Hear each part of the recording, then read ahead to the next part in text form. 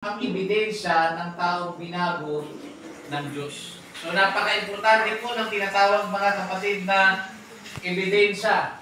So ang ebidensya mga kapatid ay nagpapakita o nagpapahayag ng isang konkretong kasagutan sa isang tanong o sa isang pangyayari. No? Ang ebidensya mga kapatid ay ang ebidensya ay nakakapagbigay ng satisfaction sa isang tao para mabigyan po ng impormasyon. Okay? So, dito po mga kapatid, simulan natin sa pinakaumpisa. Tayo po, nung bago tayo makakilala, iulit ko po, bago po tayo makakilala sa Diyos, natural po na tayo po ay nasa kasalanan. Nasa mundo po tayo mga kapatid na kung saan ang ating pong ginagawa ay ginagawa natin ng wala pong Panginoon sa ating buhay. Ibig sabihin, gumagawa po tayo ng mga bagay na napakadali lang gawin gaya po ng tinatawag na kasalanan. No? Hindi tayo tinatamaan ng masyadong mabigat na tinatawag na konsensya, lalo na kung paulit-ulit na po natin ginagawa ang mga kasalanan. Gaya po ng mga basic, mga kapatid, na mga bagay. Pag-iinom, pagsusugal, pagbababae, so pagmumura, pagiging subayin sa magulang, napaka-natural po niyan mga kapatid. At noong tayo po ay nakakilala na sa Diyos, binago tayo ng Diyos. Pero gusto ko pong ipaunawa sa inyo mga kapatid na hindi po lahat ng tumatawag sa pangalan ng Panginoon ay binago ng Diyos. Gaya nung nakarami nag-aralan natin, di lahat ng tumatawag sa Panginoon, Panginoon ay papasok sa kaharian ng langit. So gayon din, hindi po lahat ng mga tumatawag sa pangalan ng Panginoon, hindi po lahat ng nalalaman nating sumasamba o nagsisimba ay talaga pong binago ng Diyos. Tuwan ninyo? At ito po ang ilang bahagi, meron po tayong tatlong pag-aaralan, tatlo sa napakaraming mga ebidensya na kayo po o tayo po ay binago po ng ating Panginoon. So ito po yung mga basic, pero ito po yung mga obvious, no? Obvious. At sa gating ito mga kapatid, sa ating pagsisimula, naman ay buksan natin ang ating mga kaisipan at intindihin natin maigi at mag-reflect po ito sa atin kung nasaan na po ba tayo. Kasi kung tayo po ay naglilingkod at hindi po natin nararamdaman ang mga bagay na pag-aaralan natin, baka hindi pa talaga tayo nasa sitwasyon na tayo po ay binago, baka mamaya baka assuming lang tayo. Okay? So ang mga tunay na binago ng Panginoon ay may ebidensya ng mga bagay na ito. Una mga kapatid, ang tao pong binago ng ating Panginoon ay siya po ay tinatawag na bagong nilalang na. Yan po yung unang-una mga kapatid. Ang isang ebidensya na ang isang pong tao ay binago na o nabago na ng Panginoon. Siya po mga kapatid ay bago ng nilalang. Ang sabi po sa 2 Corinthians chapter 5 verse 17, kaya't kung ang sino man ay na kay Kristo, siya'y bagong nilalang. Okay? Ang mga dating bagay ay nagsilipas na. Narito sila'y pawang naging mga bago. Tingnan niyo po mga kapatid meron pong word na dati at meron pong word na bago. So, kapag tayo po ay nakakilala na sa Diyos at tayo po mga kapatid na bautismuhan na, tayo po ay nakapagsisi na, tumanggap na ng banal na Espiritu at tayo po mga kapatid ay nagpapatuloy sa paglilingkod sa ating Panginoon, meron po tayong tinatawag na dating pamumuhay. Nakuha ninyo? At yung dati na yan mga kapatid, hindi mo na yan pwedeng balikan. Nakuha ninyo? At hindi na rin po yan pwedeng balikan ng mama mo. Mamaya papaliwanag ko kung bakit mga kapatid. Yung dati, masama ka. Yung dati mga kapatid, wala kang pagkakilala sa Panginoon. Subalit nung ikaw po ay nakakilala sa Diyos, ikaw po mga kapatid ay nagbago na. Okay? Nagbago ka nung ikaw ay nabautismuhan. Sabi niya, nagsilipas na mga kapatid. Yung dating bagay, nagsilipas na.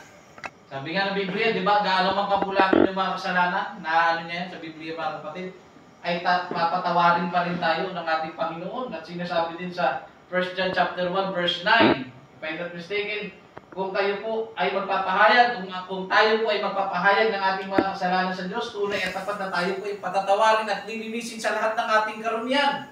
Yan pong sinasabi sa unang Juan, kapitulo 1, versikulo 9. Ngayon po mga kapatid, nung tayo ay nagsisina, mga kapatid, tayo po ay nabago. Okay? Nabago sa punto na kung saan pinili na natin maglingkod. So kapag ang isang tao po ay, ito po yung word kapag nag-decide na siya na piliin o pinili niya na maglingkod sa Panginoon, ibig sabihin, meron ng pagbabagong nangyari. Okay? At sa pagbabago na yan mga kapatid, dapat continuous. Hindi pa pwede mga kapatid sa isang basis ka lang o sa isang pagkakataon ka lang pumili, tapos pag hindi mo na nagustuhan, atras ka na. Tatandaan niyo po mga kapatid, once na ang tao ay nakipag-isa na kay Kristo, sa mata po ng Panginoon, malinis ka na. Kahit sa mata ng kapitbahay mo, naaalala niyo mga kapatid ang mga kawalanghiyaan mo, mga kasalanan mo mga kapatid, sa mata ng Diyos malinis ka na. Walang sino mang pwedeng mangusga sa iyo mga kapatid. Na tao, na ganito, ganyan ka. Mga kapatid, sa mata ng Diyos, kapag ang isang tao ay nagbago o binago na ng Panginoon, siya po ay malinis na. Okay? Malinis na po siya mga kapatid. Maaaring sa mata ng mama mo, sa mata ng kaibigan mo, sa mata ng mga kapatid ng mga tao na nasa paligid mo, ganun ka pa rin na hindi ka nagbabago. Pero tatandaan niyo mga kapatid, ang Panginoon, pag once na nagpasya na ikaw ay patawarin dahil ikaw ay humingi ng tawad, malinis ka na mga kapatid. Okay? Pag nilinis ka na ni Kristo o nilinis ka na ng Panginoon, wala na po mga kapatid tao na pwedeng mahusga sa iyo. Okay, ngayon po, tuloy po tayo mga kapatid. So pag ang isang tao po ay na kay Kristo na, siya po mga kapatid ay bagong nilalang. Siya po mga kapatid ay naging bago na. Okay? Sabi dito mga kapatid, those who are in Christ are new creations. Okay? With a new identity and new life. Ulitin ko po, ang mga mananampalataya pala mga kapatid ni Kristo ay sila po ay bagong nilalang na. Ngayon po, may bago na po silang ano po ang identity sa Tagalog? Pagkakakilanlan. No? May bago na silang katauhan, may bago na silang pagkakakilanlan at bagong buhay. So, una po mga kapatid na ebidensya, bagong nilalang na. Bago ka na dapat mga kapatid. Kung paano ka mag-isip, magsalita mga kapatid, o kumilos o mamuhay, dapat bago na, hindi ka na katulad ng dati. Sumunod mga kapatid, having a love and relationship with God. Ito po yung pangalawa. Nagkakaroon po tayo ng pag-ibig at relasyon sa Panginoon. Noon, alam niyo yan, alam natin sa ating sarili yan, wala po tayong relasyon sa ating Panginoong Diyos. Ni manalangin, wala po tayong panahon. Ni magsimba, wala po tayong panahon. Ngayon po, sa ikalawang ebidensya, na ikaw po ay binago na ng ating Panginoon o ikaw ay nabago na nung ikaw ay nakakilala, nagkakaroon ka na ng pag-ibig at relasyon sa Panginoon. Sabi dito sa John, chapter 14, verse 15, if ye love me, keep my commandments. Sabi niya mga kapatid, kasabay ng pagbabago ay ang pagkakaroon ng relasyon at pag-ibig sa Diyos. Okay? Nagbago ka dahil nasumpungan mo ang Panginoon. Ngayon po, ang sabi dito, if you love me, keep my commandments. So, yung obedience, mga kapatid, ay importante para may pakita natin ang ating pag-ibig sa ating Panginoon. Sabi niya, obedience is the primary sign of love. So, ito pala ang primero para mapatunayan na ang ebidensya na ikaw may pag-ibig sa Panginoon, nandoon po ang obedience o yung pagsunod. Sabi dito mga kapatid sa ikalawa, obedience is a test of love. Tinitest din mga kapatid ang ating obedience. Okay? Ulitin ko po. Ang obedience daw mga kapatid ay primary sign of love. Okay? Pangunang senyales ng pag-ibig, sumusunod tayo kay Kristo. Kasi, pwede kasing sabihin ng tao o ng sino man sa atin na, I love you, Lord. Kahit sino pwede. Kahit lasing. Pero kung paano hanapin ang ebidensya, dapat may ebidensya. Tama? Kahit sinong tao pwede magsabi, mahal mo ang Panginoon, oo, mahal ko. Tinanong mo, mahal mo ba ang Diyos? Opo, mahal ko po. Pero tandaan niyo po, ang ebidensya sa isang taong nagmamahal sa Panginoon, meron po siyang obedience o pagsunod. Dahil yan po ang primary sign of love. Sumunod, mga kapatid, ang obedience din mga kapatid, tinetest ang obedience natin kung talagang mahal natin ang Diyos. Naintindihan natin mga kapatid? Nasusubok ang ating pagsunod. No, sinusubok ang ating pagsunod kung talagang mahal natin ang Diyos. Lalo na po mga kapatid sa usaping puso. Ano? Sa usaping puso mga kapatid. Minsan, nung ikaw ay naglilingkod sa Panginoon, busy ka sa mga bagay patungkol sa Diyos. Hindi ka mapigilan, sumasama ka sa lahat ng mga events, sumasama ka sa lahat ng mga outreaches, nagiging involved ka sa lahat ng uri ng gawain, ngunit nung ikaw po mga kapatid ay na-in love, nung ikaw po ay nagkaroon ng pag-ibig sa iyong kapwa, no? Doon po nagkaroon ng kaagaw ang pagmamahal mo sa Panginoon. Kasi minsan yan po mga kapatid ang isa sa nagiging alalahanin, no? Kahit sa natin tignan, yan po ang isa sa alalahanin, isa sa maraming alalahanin ng mga pastor sa simbahan. Pag single po ang isang young people, masigasig yan. Masaya po ang mga pastor pag ganun. Amen. Pero sa kabilang banda, yung katotohanan, kapag ka sila po ay na-inlove na, at sila po ay pumasok na po mga kapatid sa relasyon. Kaya hindi natin pwedeng hukuman eh. Lahat ng mga kapatid o lahat ng mananampalataya na masigasig, single pa eh. Pero masusubok ang lahat kapag siya po ay mayroon na pong pag-ibig. O mayroon na po siyang kasintahan, o mayroon na po siyang nililigawan, o mayroon na po siyang asawa. Siya po ba mga kapatid, matitibag po ba ang kanyang obedience sa Panginoon?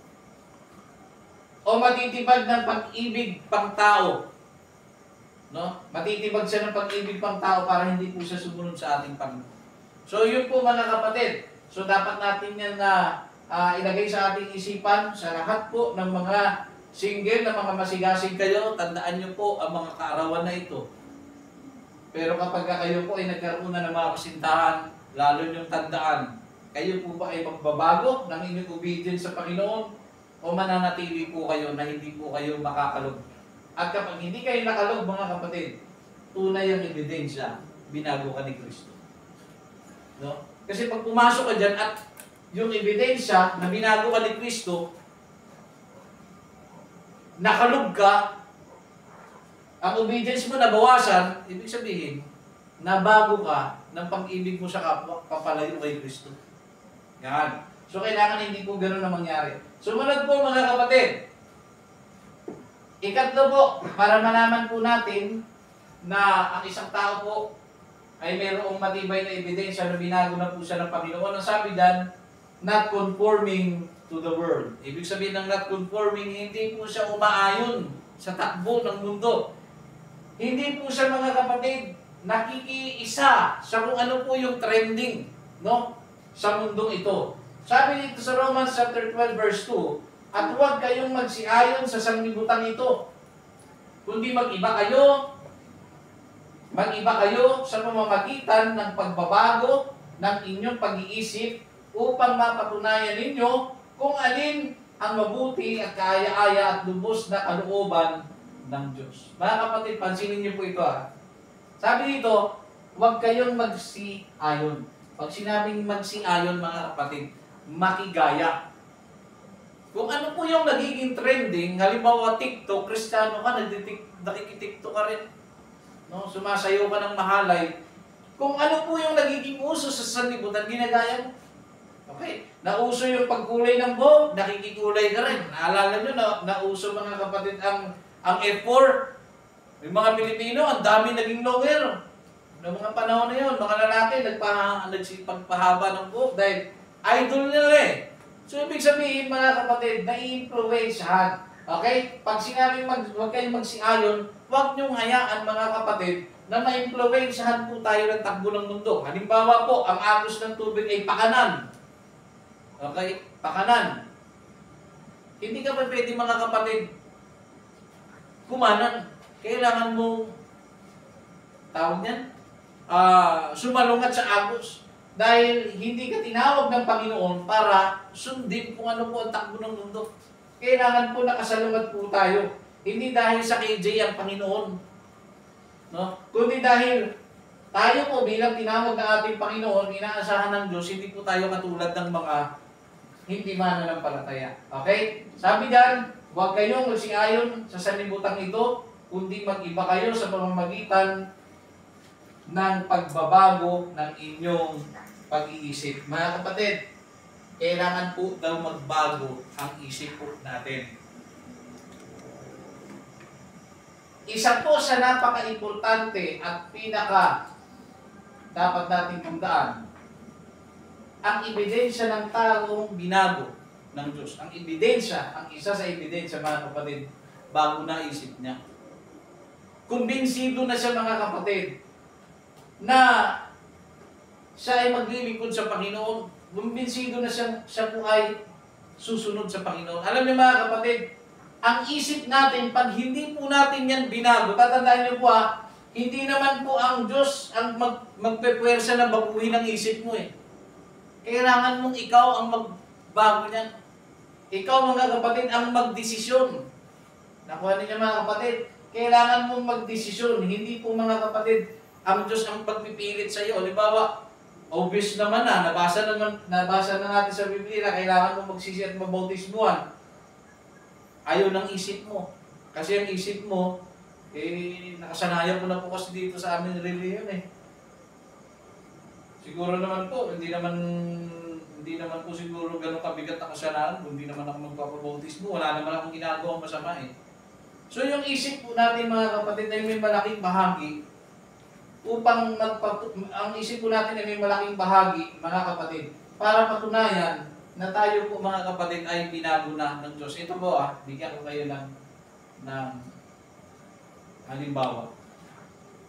Hindi po ako magdi-discriminate pero magsasalita po ako ng totoo lang. Naniniwala po ako sa aking palagay na ang lahat po ng mga taong matataba gusto nilang pumayat.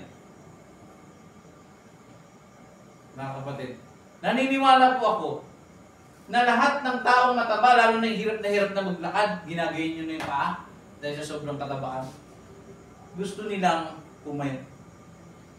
Pero walang ibang paraan para ikaw ay pumayat, not unless magbago ka ng iyong pag-iisip.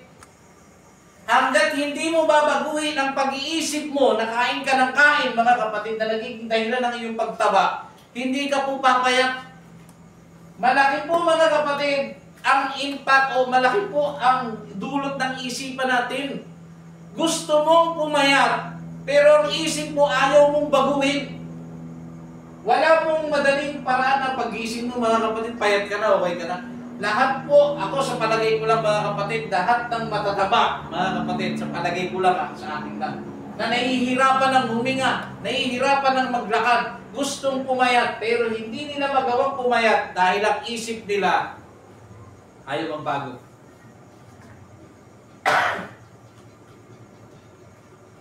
Walang epekto walang ipakikinabang ang pangarap mong pumayat kung ang isip mo hindi sasabay sa pangarap mo. Yun yung mga kapatid eh. Kaya nga mga kapatid, meron tayong mga childhood dreams, kung tawagin. Meron tayong mga pinapangarap-pangarap ng mga bata pa tayo. Pero hindi sumasabay ang isip natin sa pangarap natin. Yan ang problema mga kapatid. Gusto mo magpulis, ayaw ng isip mo mag-aral. Gusto mo magtrabaho, ayaw ng isip mo bumangon. So ang isip mo mga kapatid ay mayroong malaking impact yan. Kaya nga, hanggang ngayon, marami sa mga mananampalataya, simba ng simba, paglabas, parang hindi sila nagbabago. Ganun pa rin sila. No? Minsan pumapasok sila, paglabas hindi nila maalala ang preaching. Bakit? Kasi ang isipan po nila, hindi po nabago. At yan po, magbabago lang yan mga kapatid, ikaw ang magpapasya niyan. Tayo po ang magpapasya. Kaya po mga kapatid, sa lahat po ng mga mananampalataya na ikaw mismo sa sarili mo, hindi ka po kumbinsido na ikaw po mga kapatid ay binago ni Kristo, pag-aralan niyo po ang inyong isipan. Gusto mong lumakas sa pananampalataya, pero ang isipan mo, iba. Walang ibang paraan para lumakas ka sa pananampalataya, kundi dumalo ka sa gawain kasi doon mo mapapakinggan ang bagay na dapat mong mapakinggan. Okay? Gusto mong lumakas sa pananampalataya, pero ayaw mong makiisa sa mga activity. Gusto mong ikaw ay pagpalain ng Panginoon. Napaka-basic din ito. Lahat tayo gusto pagpalain. Pero ayaw nating baguhin ang ating isipan, ang ating mindset patungkol po sa tinatawag na pagkakaloob.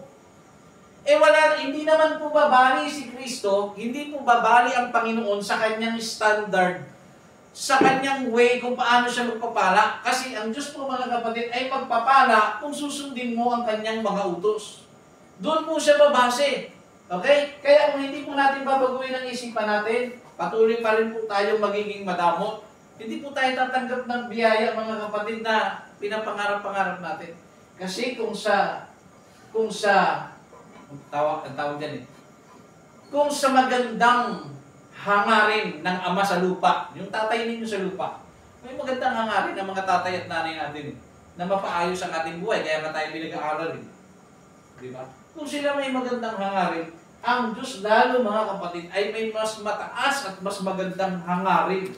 Isang pagpapala mga kapatid na nakahanda sa lahat ng susunod sa Kanya. Ngunit hindi po siya babalik sa Kanyang utos. Hindi po siya makikipag-deal at hindi po siya mga kapatid magbibigay ng pagpapala kung tayo po ay tatamad-tamad. Nakuha natin mga kapatid, hindi po magbabagsak ang Diyos ng pagpapala sa iyo dyan pag-isip mo. Kailangan mong kumilos. So ang isip po natin, tandaan niyo po, ang isip ninyo ay may malaking epekto. Bakit hindi tayo nag-i-improve sa spiritual natin? Gusto mong lumakas, ayaw mong manalangin. Gusto mong pagpalain, ayaw mong manalangin. Yung isip, gusto mong maging masipag, di ba? Tulog ka ng tulog. Oh. Isip. Ngayon po, sabi din mga kapatid, transforming means to be changed by God's will or to have a mind that reflects God's nature. Ulitin ko po. Transforming, kasi ito kasi mga kapatid, pagbabago eh. Pagbabago ng ating pag-iisip. Sabi niya, transforming means to be changed by God's will. So magbabago ngayon ang ating isipan, hindi sa pamamaraang gusto natin. Yun naman dapat natin maintindihan. Sa pagbabago ng isipan, hindi po dapat tayo magbabago ng ating isip sa sarili nating paraan, kundi sa paraan po na gusto nangyari ng Panginoon. Ano po ibig sabihin yan mga kapatid? Halimbawa, inaapi ka. Ikaw, wala kang pakinabang. Hanggang dyan ka na lang. Ayaw mo mag-apply, tulog ka na tulog, hanggang dyan ka na lang. Nagising ka ngayon, nabuksan ka. Hindi ako papayag na ganito lang. Nagbago isip niya, di ba? Nagbago isip niya. Pero ang pagbabago ng isip niya, gaganti ako. Nakuha niyo? Nagbago naman ang isip niya, nagsumikap siya, pero ang kanyang motibo, mali. Ibig sabihin, nagbago nga siya, pero hindi sa pamamaraan ng Panginoon. Kaya nga sabi mga kapatid transforming means to be changed by God's will. Ibig sabihin, nung inaatake ka ng nanay at tatay mo, na ganyan ka, wala ka nang mararating, kaya nila yan ginagawa dahil hindi po sila galit sa iyo, kundi tinitignan nila ang future mo. Ginigising ka nila, hindi sila galit. Ngayon po, kung mali ang pagtanggap mo, gagantihan mo sila. Nagbago nga isip mo pero hindi sa God's will. Pero kung ikaw po ay nasa God's will ang pagbabago mo, magigising ka sa isang sitwasyon na ganito po, mga kapatid, ano? Oo nga, no? Nagagalit na ang aking nanay at tatay. Mali naman talaga ako Mula ngayon, tatrabaho na ako. Pananalangin ngayon siya sa Panginoon. Panginoon, salamat po dahil ginamit niyo po ang aking mga magulang, nagising ako. Hindi lang ako nagising literal, nagising ako spiritual. Dahil nakita ko aking sarili, tama naman sila. Tulog na lang ako ng tulog, hindi na ako nakakatulong sa kanila. Ibigay mo sa akin ang araw na ito, Panginoon, mag-a-apply ako ngayon. Tulungan niyo po ako na sana po makatanggap po, makakuha po ako, makahanap ako ng trabaho nang sa ganun, matulungan ko na po ang aking magulang. Yan po mga kapatid, pumapasok na yan sa God's will. Tatandaan niyo po, kapag ang isang pag-iisip o ang pag-iisip ninyo ay nagbago, pakiramdaman ninyo kung ang pagbabago nyo na yan ay sa sarili ninyong paraan o paraan ng Diyos. Di ba? Kasi ganito sa pangalimbawa mga kapatid, hindi ka binibigyan. Namimigay ka, pero yung mga binigyan mo, hindi ka binigyan pabalik. Hindi pala kayo, ha? Nagbago isip mo, di ba? Wala nga, hindi ko na kayo bibigyan. So, nagbago isip mo. Pero saan paraan? Paanong paraan? Paraan ba ng Diyos? O paraan mo? Para gumanti. Yun po mga kapatid ang dapat nating isipin. Pag nagbago tayo ng pag-iisip, dapat po papasok po sa God's will. Ganun din sa pakikinig ng salita ng Diyos Minsan nagkakaproblema tayo, minsan kapag nalimutan natin, isang araw ng buhay mo, Panginoon, prayer meeting, palakasin niyo po ako. Panginoon, tulungan niyo po akong lumago sa pananampalataya. Pero tatandaan niyo po mga kapatid, mangyayari yan, isang malaking bahagi ng paglago ng iyong pananampalataya ay ang pakikinig sa preaching. Kaso ang problema, sa ating panahon, marami, hindi ko naman sinasabi yung sobrang dami. Marami, kapag nakapakinig ng salita ng Diyos, at feeling nila inaatake sila, ano po nangyayari? Nalimutan niya ang isang gabi na nanalangin siya, iyak siya ng iyak, sabi niya, Panginoon, palakasin niyo po ako. Wala pong bagay na magpapalakas sa inyo kung hindi ka makakarinig ng masakit na salita na totoo na dapat mong marinig. Nakuha ninyo mga kapatid?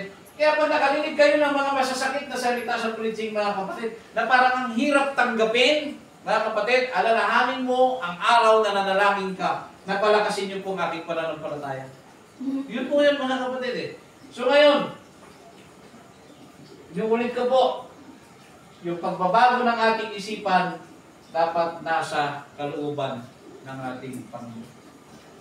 Okay? Pag ginawa ka ng masama, huwag mong hayaan na yung ginawa sa iyong masama ang magbabago ng isipan mo, papalayo sa kalooban ng Diyos. Dapat yung gumagawa ng masama, kaya nga utos ni Kristo, di ba? Ang gumagawa sa inyo ng masama, gantihan nyo ng mabuti. Kasi alam ng Panginoon, bilang mga tao tayo po ay likas na mapaghiganti. Kaya ang aral ni Kristo, isinasaksak sa ating isipan na mabago ang ating nature na mahilig tayong gumanti. Kaya nga sabi, pag sinampal ka, di ba? Iharap mo ang kabila. Kasi gusto ng Panginoon baguhin ang nature mo o baguhin ang iyong kaisipan na mapaghiganti ka. So, ikaw po mga kapatid ay papasok na sa God's will. Sumunod po mga kapatid. This involves changing your way or thinking. Okay? Yung pagbabago daw ng pag-iisip, involved po daw dyan mga kapatid, ay ang pagbabago ng pamamaraan ng ating pag-iisip. Yun nga yung aking pinaliwanag kanina mga kapatid. And surrendering to God's will instead of the world. Okay? Meron akong iaano sa inyong isang sitwasyon, mga kapatid. Naranasan nyo, mga kapatid, yung sitwasyon na gustong-gusto mong gumanti. Pero iniiyak mo na lang sa Panginoon, Panginoon, kung ako lang talaga. Gusto kong gumanti. Pero dahil ang aral mo